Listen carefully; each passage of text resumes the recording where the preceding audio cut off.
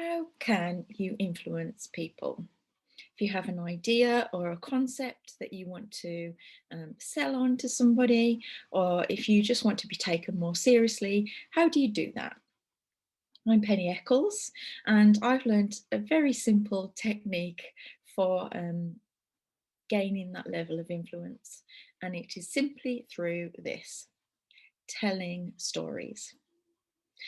Some time ago, I was for delivering a keynote speech at a conference, and I lost sleep over what I was going to talk about. And as the time was approaching, I was becoming more and more panicked. And a friend said to me, "Penny, do what you always do, which is to tell a story."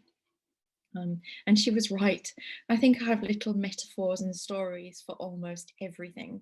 Um, I even didn't know what to start talking about on these vlogs, so I went back to my bank of stories. And they really are quite powerful because people want a connection. I remember I once heard a session from a senior person at RADA, and he said that people feel before they think. Remember that they feel before they think. It doesn't matter how rational we say we are. Deep down, we want to feel something, and we are only influenced if we feel an emotion towards that person. So, next time you're delivering a pitch or an idea or a concept, tell it as a story. Um, Give it a bit of warmth, and I'm sure it will make a difference. There's one word of caution I want to give you on this, though.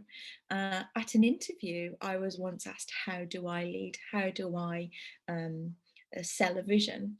And I said, "I tell stories." And I didn't get the role.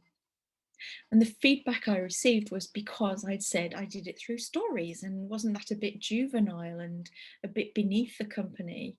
They wanted something with a bit more authority than telling stories.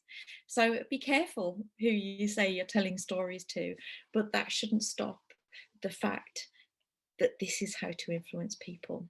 Call it a corporate narrative, and I'm sure you'll do really well.